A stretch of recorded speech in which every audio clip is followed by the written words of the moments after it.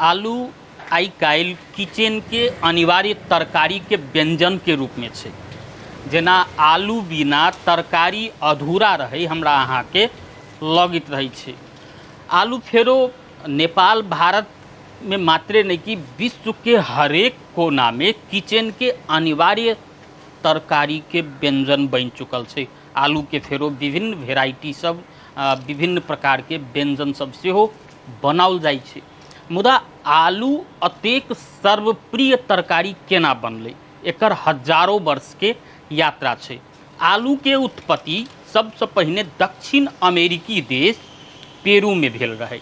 मुदा यूरोप अबैत अबैत ओ आलू के 200 वर्ष के बाद में यूरोप के विभिन्न देश में आलू के उत्पादन सब कैल गेल रहे।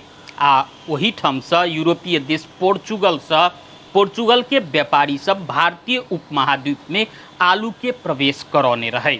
आ वह आलू जे पोर्चुगल के व्यापारी सब भारत के बंगाल होइत जे प्रवेश केने रहे, तो वह भारत के बंगाल से पूर्वी नेपाल होइत नेपाल भरि पसरले आ तिब्बत भरि के यात्रा तय केने रहे। आ एहि प्रकार आलू विश्व भरि सर्वप्रिय तरकारी बन सफल भेलै।